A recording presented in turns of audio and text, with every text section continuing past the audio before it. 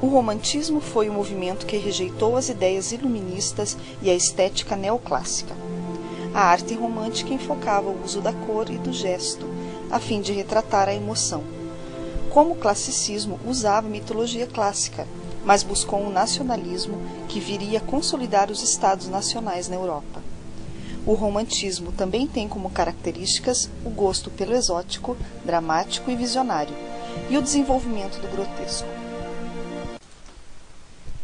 As primeiras manifestações românticas na pintura ocorreram quando o pintor espanhol Francisco Goya passou a pintar, depois de contrair uma doença séria e desconhecida e começar a perder sua audição.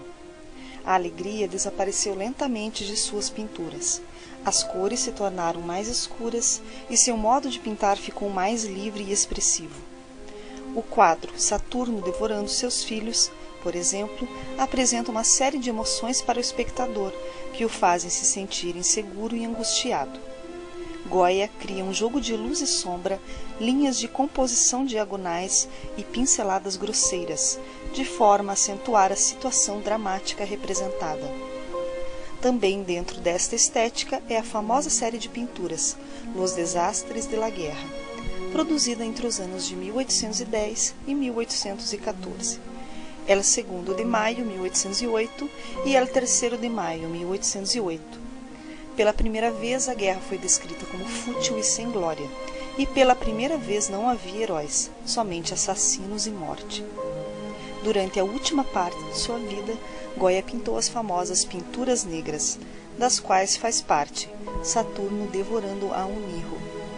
Além de Goya, destacamos entre maiores artistas românticos Eugène Delacroix e William Blake, que teve sua pintura definida como fantástica, como vemos nas ilustrações da Divina Comédia, de Dante Alighieri. O romantismo foi também um grande movimento literário, especialmente na poesia e nos textos teatrais, destacando a obra de Oscar Wilde.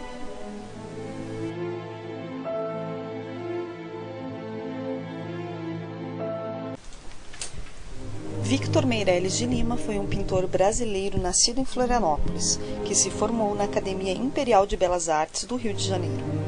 Pintou várias obras históricas entre 1852 e 1900, ganhando notoriedade a partir da década de 1870, ao lado de Pedro Américo e Almeida Júnior.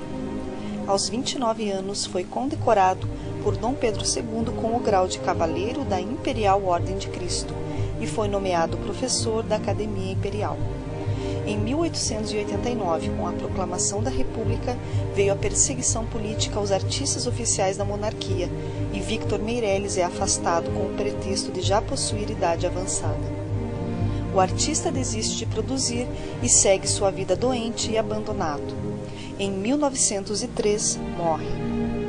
Entre suas obras mais importantes estão A Primeira Missa no Brasil, Combate Naval de Riachuelo e o Panorama do Rio de Janeiro, uma vista circular de 360 graus do Rio de Janeiro, exposta em Paris, que após a morte do artista, juntamente com outros panoramas, foram estocados em depósitos e apodreceram com a umidade. Considerados irrecuperáveis, estas obras foram jogadas na Bacia de Guanabara. Victor Meirelles pensava que seria reconhecido pelas futuras gerações devido a esses grandes panoramas. Porém, tudo o que foi salvo foram pequenos esboços.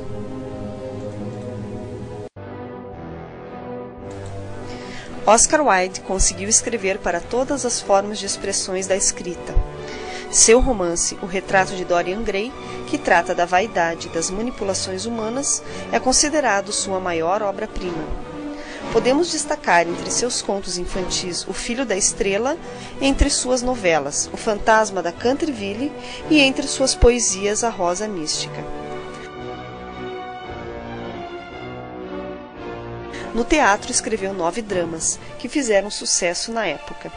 A peça Salomé, sobre a morte de São João Batista, ensaiada por Sarah Bernhardt, teve sua estreia proibida em Londres, onde Wilde viveu, por apresentar personagens bíblicos.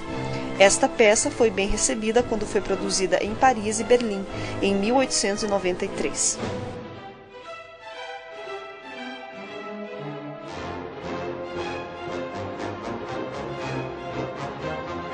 O sucesso de Oscar Wilde foi afetado por sua prisão em 1895 por atos imorais homossexuais. No presídio, ele produziu, entre outros escritos, De Profundis, o clássico anarquista A Alma do Homem sob o Socialismo e a célebre Balada do Cárcere de Reading. Após sair da prisão em 1897, Oscar Wilde viveu em Paris, onde teve uma produtividade literária pequena.